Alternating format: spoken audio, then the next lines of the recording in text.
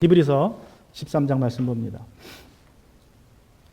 13장 1절부터 3절까지 말씀 통해서 하나님이 받으시는 예배라는 제목으로 같이 나누고자 합니다.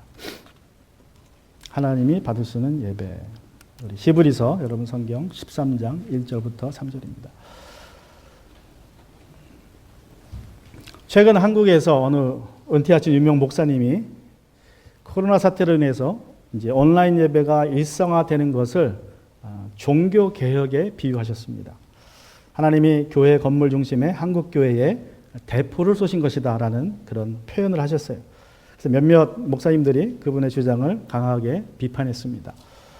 예수님이 사마리아 여인에게 그리심산도 아니고 예루살렘도 아니고 하나님께 예배하는 자는 오직 신령과 진정으로 예배해야 된다라고 말씀하셨음에도 불구하고 사람들은 여전히 어디서 예배를 드려야 하는지에 대해서 관심이 많은 것 같습니다. 여러분, 집에서 예배 드릴 수 있습니다.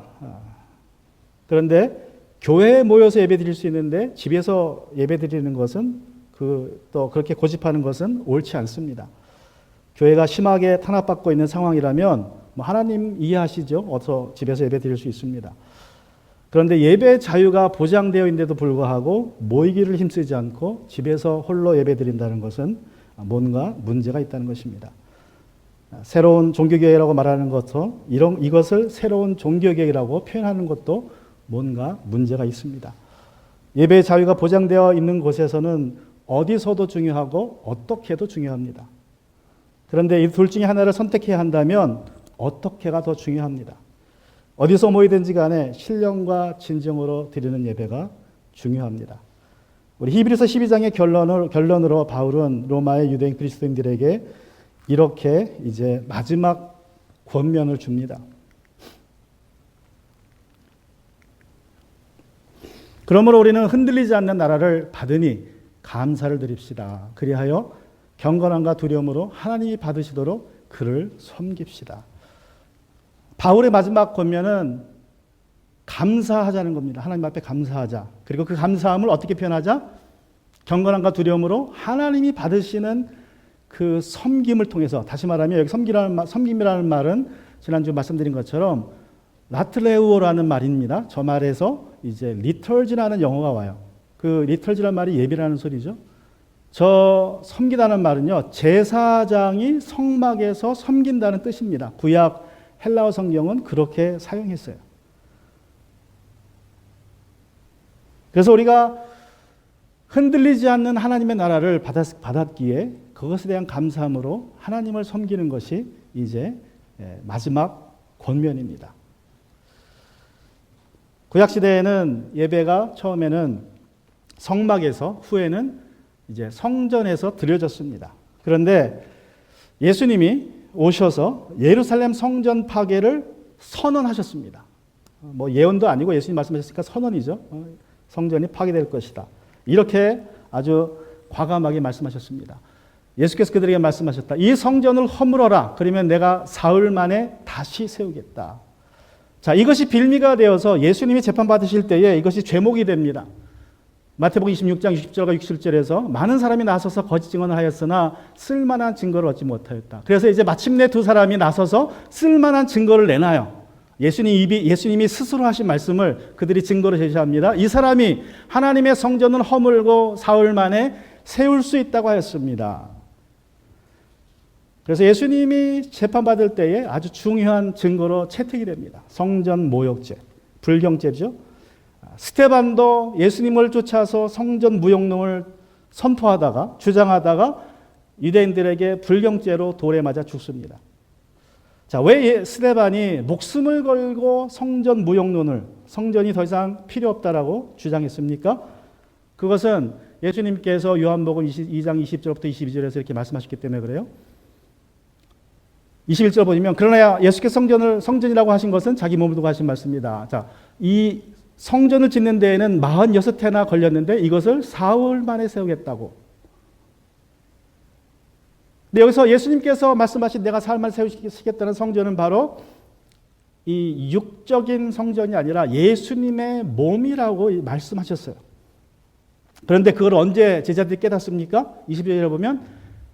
제자들은 예수께서 죽은 사람들 가운데 살아나신 뒤에야 그가 말씀하신 것을 기억하고 성경 말씀과 예수께서 하신 말씀을 믿게 되었다. 그러니까 예수님이 하신 말씀은 성전을 허물라라는 말씀은 어디에 근거한 말씀이에요? 그 성경에 근거한 말씀이라는 거예요.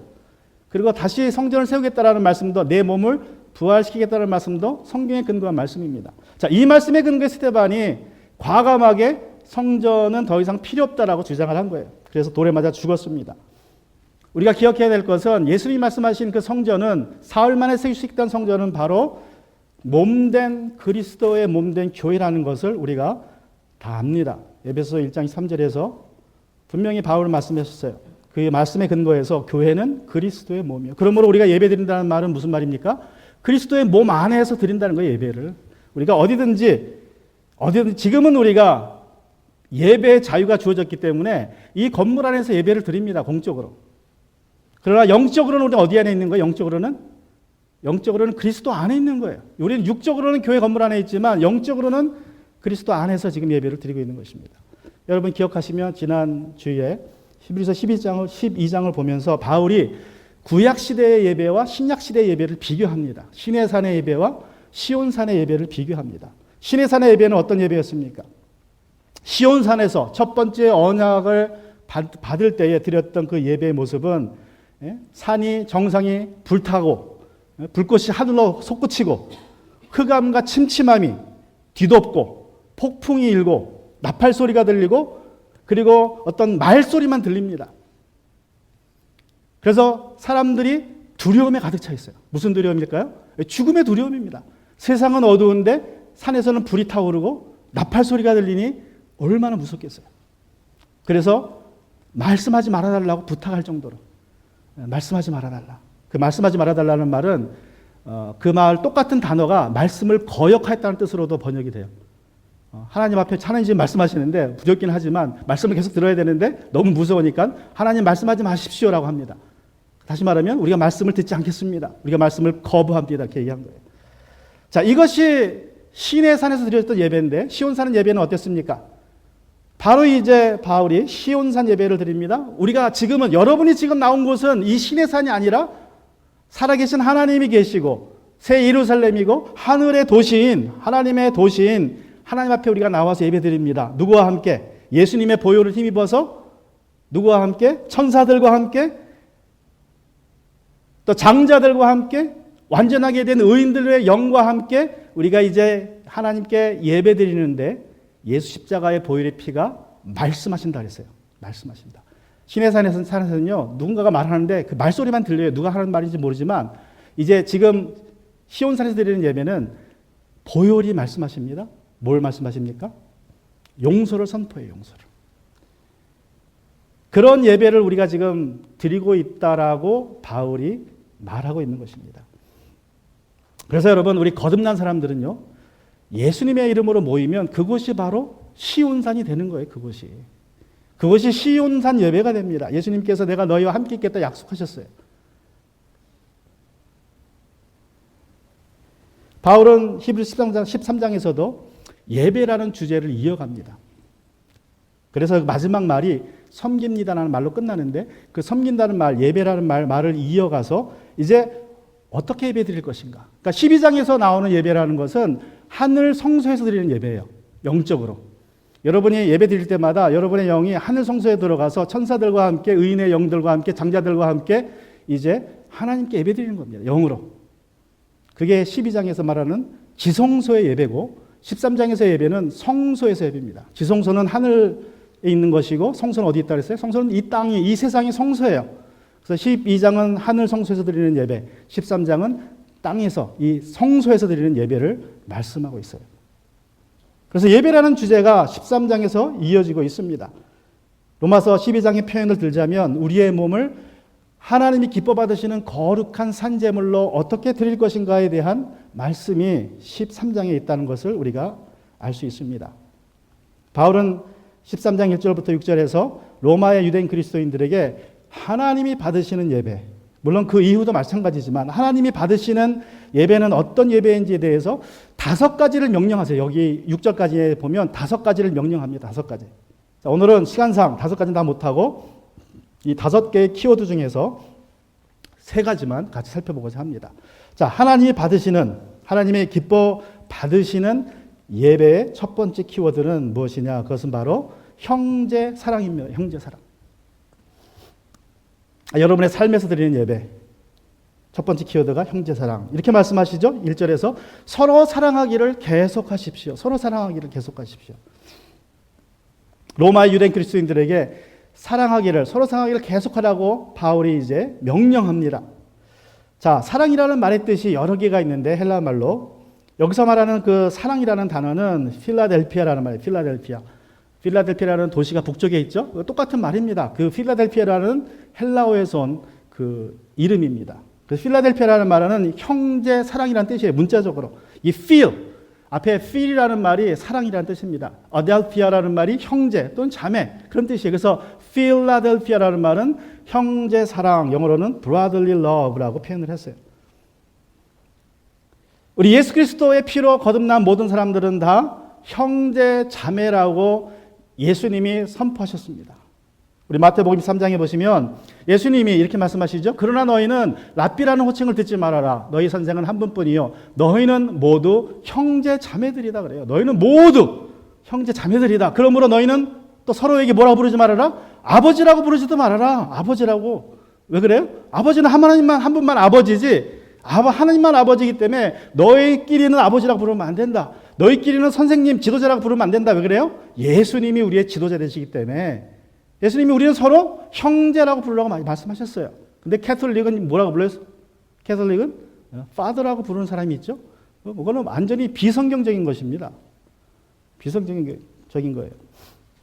그래서 우리는 주님 안에서 그냥 형제 자매예요. 형제 자매. 여러분이 십자가의 피로 그리스도의 피로 거듭났으면 우리는 형제 자매입니다. 아쉽게도 많은 한국교회에서는 목사님, 장로님, 권사님, 집사님 뭐 이런 직분으로 우리가 서로 불러요. 직분 명칭을 사용하는데 뭐 성경적인 것은 아닙니다. 빨리 고쳐야 될 그런 행습입니다. 제가 미국에 와서 대학에서 기독교 교육을 전공하면서 이제 어느 미국 큰 교회에 한 학기 동안 실습을 나갔어요. 교육전도사 실습을 나갔는데 수요일인가 주일인가 예배 마치고 이제 목사님이 뒤에서 이제 악수를 일일이 하시죠. 성도님들과 인사를 하시는데 그 목사님이 나이가 굉장히 많으셨어요. 한 60대 후반이나 70대 초반 되신 것 같아요. 굉장히 말씀하실 때는 정정하시는데 어쨌든 나이가 많으셨는데 하루는 가서 이제 인사를 하는데 옆에 꼬마가 있었어요. 근데 꼬마가 목사님 손을 잡고 인사하면서 브라더라고 그러더라고요. 브라더. 예? 패스터를 보고 브라더 하면서 인사를 하더라고. 목사님이 좋아가지고 딱 작수하시고 제가 그 장면을 보고 사실 충격을 좀 먹었습니다. 왜 목사님을 브라더라고 부르나? 예? 목사님이라고 불러야지. 그런데 중요한 것은 여러분 교회에서는 다 형제 자매입니다. 그냥 공식적인 자리에서는 목사님, 뭐 집사님, 권사님 불러줄 수 있지만 그게 끝나면 그냥 형제 자매예요. 우리는 주님 안에서 형제 자매이기 때문에 그렇습니다. 예수님의 피로 형제 자매가 되었기 때문에 우리는 가족 공동체이기 때문에 그렇게 불러야 됩니다. 그래서 이 형제 자매라는 호칭은 정말 우리가 빨리 적응돼야 될 그러한 부분입니다. 바울은 서로 사랑하기를 계속하십시오라고 명령합니다. 자, 서로 사랑하십시오도 아니에요. 서로 사랑하십시오라는 말은 사랑하지 않고 있다는 소리죠. 그죠? 근데 서로 사랑하기를 뭐 하라? 계속하라는 말은 뭐 하고 있다? 이미 이 사람들은 이미 서로 사랑을 하고 있다라는 말입니다.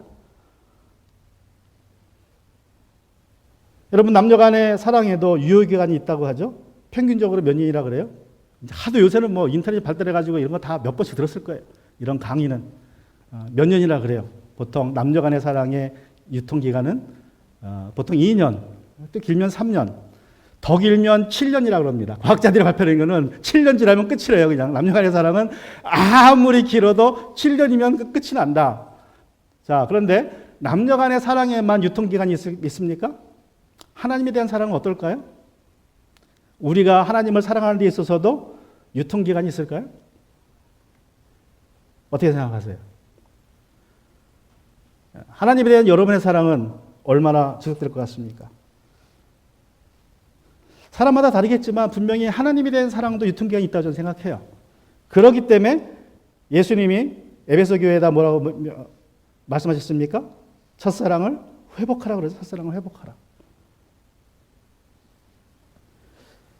여러분, 우리가 주님에 대한, 하나님에 대한 사랑을 떠날 수 있다면 형제 자매에 대한 사랑도 충분히 떠날 수 있다는 소리예요.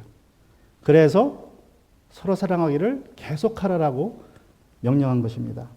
예수님은 이미 우리에게 말씀하셨어요. 말세 때가 오면 불법이 성하여 많은 사람들의 사랑이 식을 것이다. 불법이 성하여, 법이 없다라는 말이 아니라 불법이라는 말은 내가 법이라는 거죠. 내가 법. 내가 법이니까 다 내가 하는 말이 법이고 내 생각이 법이고 내 뜻대로 해야 되고 내 방식대로 해야 된다라고 사람들이 말하는 거예요. 그래서 그 결과는 사랑이 식어진다. 다 내 중심대로 해야 되니까, 내가 원하는 대로 내 방식대로 해야 되니까 그게 충돌하다 보면 다툼만 일어나겠죠? 사랑이 일어나지 않겠죠? 내가 법이기 때문에 많은 사람의 사랑이 식을 것이다. 다 사람이 자기 중심적이 되기 때문에. 다시 말하면 자기를 사랑하기 때문에. 이러한 트렌드를 알았던 이 애플에서 기가 막히게 아이폰이라는 걸 만들었어요. 아이폰. 얼마나 네임이 기가 막힙니까? 사람들이 얼마나 아이폰을 좋아합니까? 내 거, 내 폰. 지금 세상은 다 내 중심이죠. 10년 전만 해도 20년 전만 해도 집에 전화번호가 하나였어요. 그죠? 지금은 전화번호가 각자 하나입니다. 각자 하나. 그리고 오래전에는 텔레비전이 집에 한 대였어요. 지금은 각자 한 대씩 가지고 있어요. 방마다. 그죠? 옛날에 컴퓨터 처음 나왔을 때는 집에 컴퓨터가 한 대였어요. 지금은 각자 퍼스널 컴퓨터가 있습니다. 뭐든지 이제 각자예요. 차도 각자 타고 다니고, 앞으로 집도 이제 1인 가구가 많이 늘어나니까 집도 한 사람용으로 많이 나옵니다. 다 자기 중심적이에요. 나도 모르게 문화 자체가 내 중심이에요. 내 중심. 그래서 바울이 말하기를 서로 사랑하기를 계속해라. 계속해라. 왜냐하면 이 말씀은 예수님의 명령이기 때문에 그렇다는 거예요. 우리가 아는 것처럼 요한복음 13장 34, 35절에서 예수님이 그 마지막 날 떠나면서 제자들에게 주시는 권면, 무슨 계명입니까? 이제 나는 너희에게 새 계명을 준다. 서로 사랑하여라. 내가 너희를 사랑한 것 같이 너희도 서로 사랑하여라. 너희가 서로 사랑하면 모든 사람이 그것으로서 너희가 내 제자인 줄 알게 될 것이다. 여러분, 우리가 복음을 전할 때 말로 전합니다. 그러나 말보다 더 효과적인 것은 우리의 삶이죠. 우리가 서로 사랑하면 돼요. 뜨겁게 사랑하면 됩니다.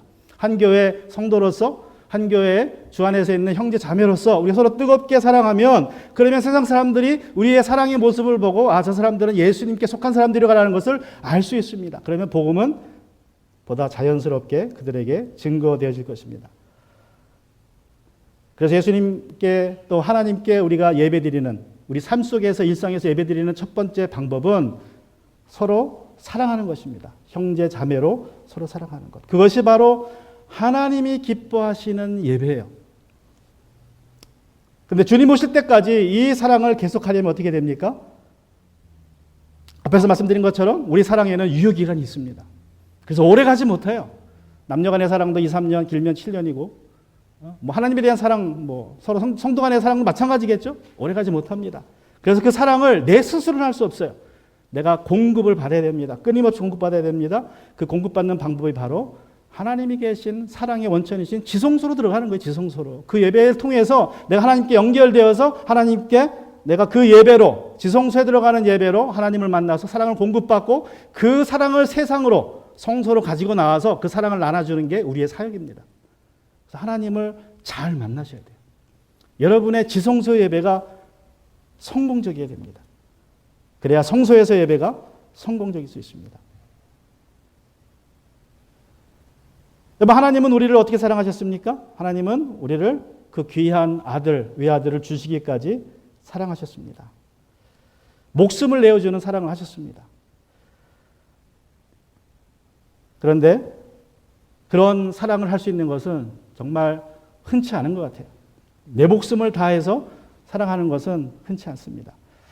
누구나 다 할 수 있는 사랑은 아니죠. 그래서 우리 하나님도 누구나 그렇게 사랑하기를 기대하지는 않은 것 같아요. 그러나 하나님께서는 우리 모든 사람들이, 우리 그리스도인들이, 하나님의 자녀들이 최소한 이렇게 사랑하기를 원하시는 것 같습니다. 우리 베드로전서 4장 8절에 보면 무엇보다도 먼저 서로 뜨겁게 사랑하십시오. 사랑은 허다한 죄를 덮습니다.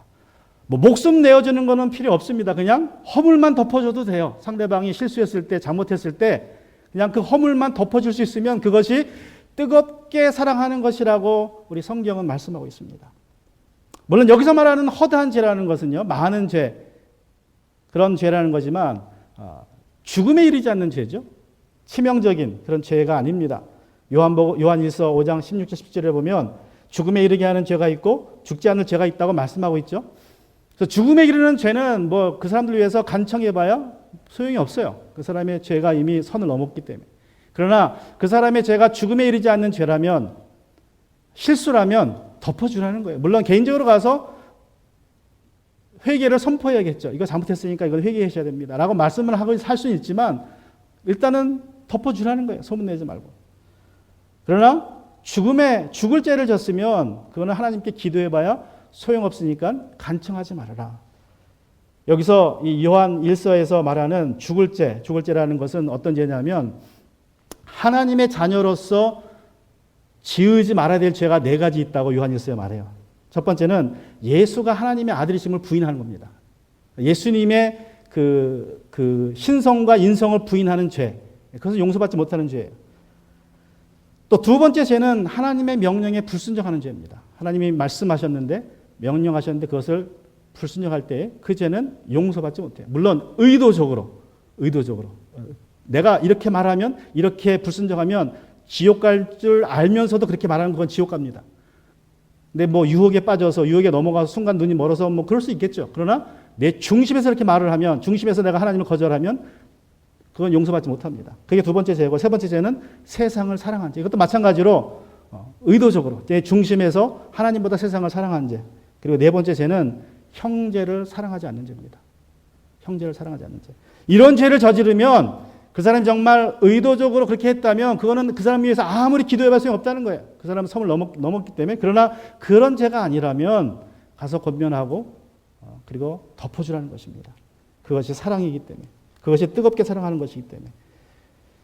그래서 형제 사랑이 하나님이 받으시는 첫 번째 예배의 방식입니다.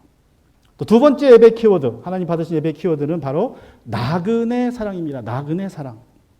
우리 히브리서 13장 2절에 보시면 나그네 대접하기를 소홀하지 마십시오라고 얘기합니다. 나그네 대접.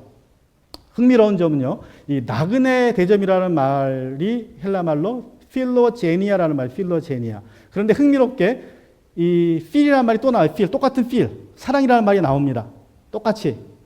필라델피아처럼 필이라는 말이 먼저다. 필, 사랑 나오고, 제니아라는 말은 나그네라는 뜻이 나그네, 방문자. 그러니까 제니아만 들어가도 되는데 필로제니아라는 말을 썼어요. 아주 강조하는 거죠. 누구를 사랑해라? 나그네를 사랑해라.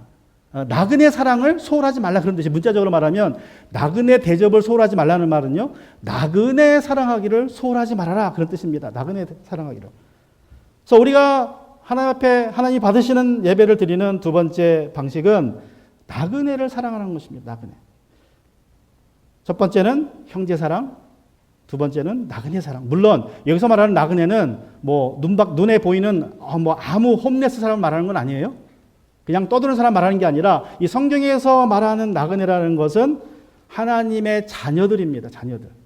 하나님의 자녀들인데 내가 모르는, 그러니까 타지에서 들어온 하나님의 자녀들을 나그네라는 단어로 표현했습니다. 여러분, 당시에는 핍박을 피해서 집을 떠나 떠돌아다니는 그리스도인들이 굉장히 많았습니다. 이 핍박이 지역마다 있었기 때문에 어떤 핍박이 지역에서 심하게 일어나면 그냥 고향을 떠날 수밖에 없어요. 살아야 되니까. 예수님 도망치라고 그랬으니까 도망치는 거예요. 그래서 그런 나그네들이 많이 있었습니다.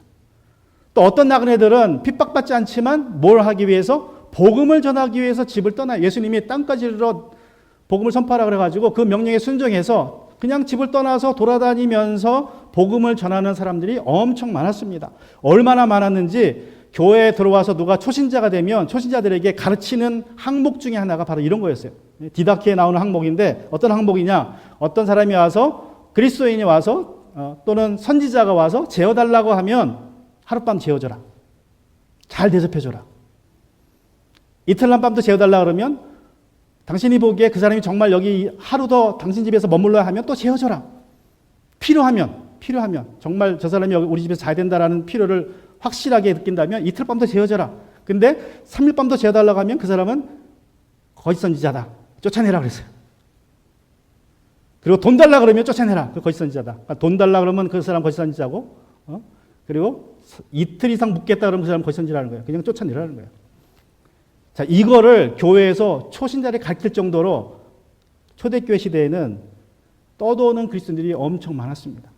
그냥 떠돌아요. 복음 전하기 위해서, 핍박을 피하기 위해서. 그런데 이 떠도는 사람들이, 복음 전도자들이 복음을 너무나 잘 전해가지고 300년 안에 로마 제국의 인구의 10%가 예수님을 믿습니다. 그래서 그 당시에는요, 지금 이런 교회 모인 게 아니라 가정교회로 모였죠. 가정교회. 그러니까 어떤 성도가 믿어서 그 가정이 다 그리스도인이 되면 그 가정이 교회가 돼요. 그럼 거기서 모여요. 그럼 그 가정교회를 사람 나그네들이 찾아옵니다. 선지자들이. 그래서 거기서 묵어요. 하루. 복음 전하고 가는 거예요. 또 핍박받은 사람이 와서 또 거기서 묵어요. 그리고 가는 거예요.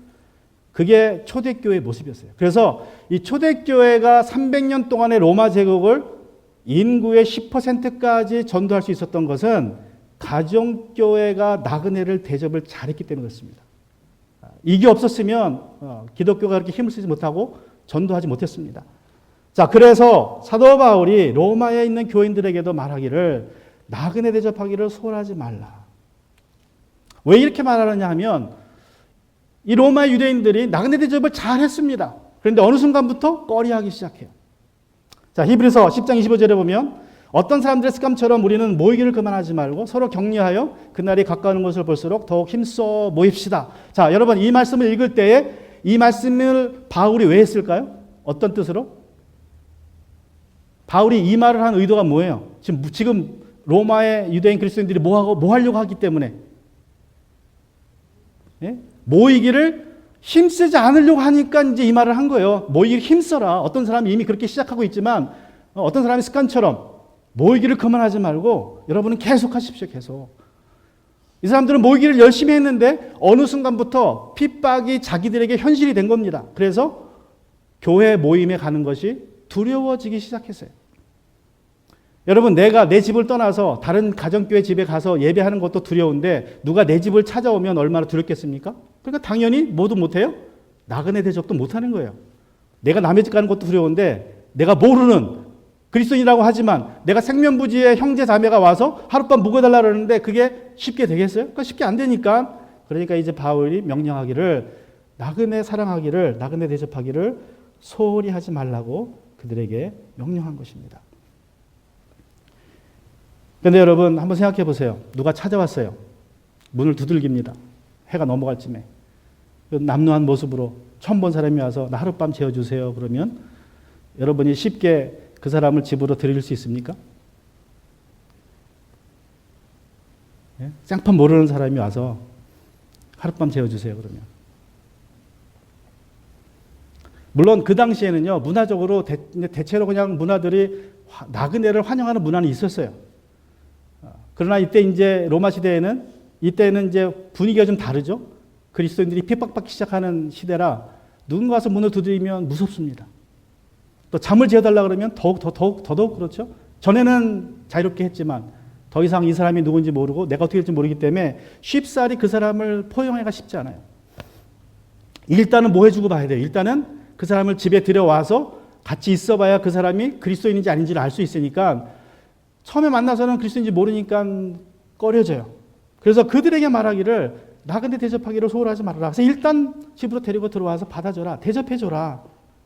그러면서 이제 이렇게 그들을 권면합니다. 13장 2절에 가시면 어떤 이들은 나그네를 대접하다가 자기도 모르는 사이에 천사들을 대접하였습니다. 그러니까 여러분들도 나그네 대접하기를 소홀히 하지 마십시오. 일단 집에 데리고 들어와서 대접하라.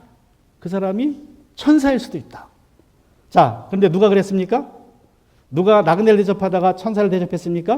우리가 잘 아는 아브라함이 그랬죠? 아브라함이 그랬습니다. 아브라함이 어느 날 텐트 앞 자기 천막 앞에서 졸고 있었어요. 더워가지고 의자에 앉아 졸고 있는데 나무 그늘 아래 졸고 있는데 눈을 딱 떠보니까 세 사람이 걸어와요. 그 뜨거운 햇빛 아래. 그래서 막 달려갑니다. 그리고 이제 간청을 해요. 우리 집에 머물고 가십시오. 잠깐 쉬다 가십시오. 지금 더우니까 잠깐 쉬다 가십시오. 여러분, 아브라함은 그들이 천사인지 몰랐어요. 그냥 눈에 딱 보이니까 달려가가지고 그냥 우리 집에 모십시오. 그리고 그냥 우유 한 잔 준 게 아닙니다. 뭐 했어요? 양을 잡죠? 양을 잡습니다.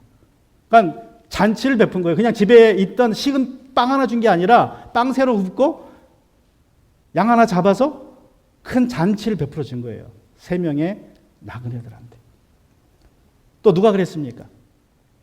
또 누가 나그네를 대접하다가 천사를 대접했습니까? 바로 그 19장에 나오는 롯이 그랬죠. 롯이. 그죠? 천사 셋이 왔는데 천사 한 명은 주님으로 하나님으로 바뀌어서 아브라함과 머물고 있고 두 천사가 소돔과 고모라로 내려갑니다. 소돔에 내려가서 이제 롯이 그들을 보고 또 집으로 환영해요. 그리고 이제 여러 가지 일이 있었는데 그 소돔 사람들이 이 천사 둘을 이제 좀 어렵게 하려고 그러니까 롯이 말립니다. 보호를 해줘요. 자, 그런데 중요한 것은요. 아브라함이 두 세 천사를 집에 환영해서 대접하고 또 롯이 두 천사를 집에 데려와서 대접했을 때에 그 결과가 어땠어요? 아브라함이 세 천사를 집에서 모신 이후에 어떤 일이 벌어집니까? 어떤 일이 벌어져요? 그 천사들이 떠날 때 뭐라 그래요? 내년 이맘때 아들을 낳을 것이다. 그들의 오랜 기도 제목이 응답이 됐습니다. 오랫동안 20년 가까이 기도했던 기도 제목이 그날 응답돼요. 그 세 사람의 나그네들, 천사들을 통해서. 또 롯은 어떻습니까? 롯은 두 천사를 나그네로 받아들였는데 그 일로 어떤 일이 벌어져요? 멸망해서 구원받습니다. 멸망해서. 그래서 바울이 이 말을 통해서 그 사람들은 어떤 사람들은 나그네를 대접하다가 자기도 모르게 천사를 대접한다는 말씀을 통해서 아브라함과 롯을 기억하게 하고 또 그들에게 벌어졌던 일들, 오랜 기도가 응답되었고 다가오는 멸망에서 구원받은 일들을 기억하게 하면서 나그네를 대접하기를 소홀하지 말라고 이제 그들을 권면했습니다. 여러분, 그 당시에는 정말 나그네 대접하는 것이 일상이었고 이것이 예배한 방법이었습니다. 지금은 물론 우리가 사회 여건상 쉽지 않습니다. 나그네 대접하는 것이 정말 쉽지 않아요. 저도 한번 우리 집에서 어떤 외국 형제를 집에 한 몇 주간 머물게 했던 적이 있는데 쉽지 않더라고요. 뭐 같이 예배도 드렸고 뭐 본인의 입으로 형제라고 고백은 하지만 아무래도 우리 익숙하지 않으니까 쉽지 않습니다. 그런데 이제 왜 이거를 배워야 되느냐? 제가 누누이 반복해서 말씀드리지만 앞으로 다시 그럴 때가 온다는 거예요. 다시 내가 살기 위해서 내 집을 떠나야 될 때가 온다는 것입니다. 내가 나그네로 살아야 될 때가. 또 다른 형제 자매가 나그네로 집을 떠나서 떠돌아다닐 때가 온다는 거예요. 그때가 되면 우리가 그들을 환영해야 됩니다. 앞으로 핍박이 더 심해지면 분명히 집을 떠나서 돌아다니는 사람들 또는 이때라고 해서 복음을 들고 더 길거리에 나가서 복음을 전하는 선지자들도 생길 것입니다. 그들을 잘 대접하는 것이 하나님을 예배하는 것이다. 즉 형제 사랑은 내가 아는 사람입니다. 내가 지역교회에서 내가 만나는 그리스도인들이에요. 나그네 사랑은 뭐예요? 형제 자매인데 내가 알지 못하는, 내가 생면부지에 처음 만나는 사람들이고 또 다시 말하면 복음을 증거하는 사람들이에요. 복음의 사역자들 또는 핍박을 피해 지금 도망치고 있는 사람들을, 어려움이 있는 사람들을 사랑하라는 것이 이제 두 번째 명령입니다. 자, 세 번째로 우리가 하나님이 기뻐하시는 예배를 드리는 세 번째 키워드는 동정심입니다. 동정심. 3절에 보시면 감옥에 갇혀 있는 사람들을 생각하되 여러분도 함께 갇혀 있는 심정으로 생각하십시오. 여러분도 몸이 있는 사람이니 학대받는 사람들을 생각해 주십시오. 자, 갇혀 있는 심정으로 여러분도 몸이 있으니 동정심을 유발합니다. 동정심에 호소를 해요. 동정심을 가지고 이제 집에 찾아오지 못하지만 감옥에 갇혀 있는 사람들을 찾아가서 도우라고 섬기라고 바울이 이야기합니다. 로마에서도 핍박이 시작되었고 그 강도가 점점 세지기 시작했습니다. 그러자 몇몇 지도자들이 교회 지도자들이 감옥에 갇혔습니다. 디모데가 그 중에 한 사람이었습니다.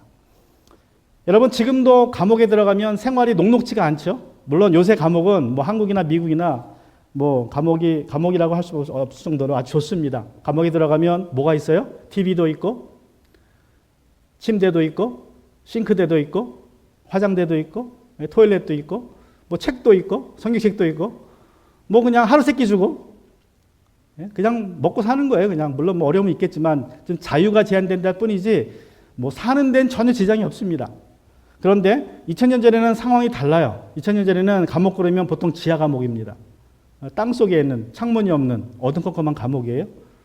눅눅한 습기가 있고 또는 물이 고이기도 하는. 그리고 감옥에 들어가면요, 감옥에서 하루 세끼 주지 않습니다.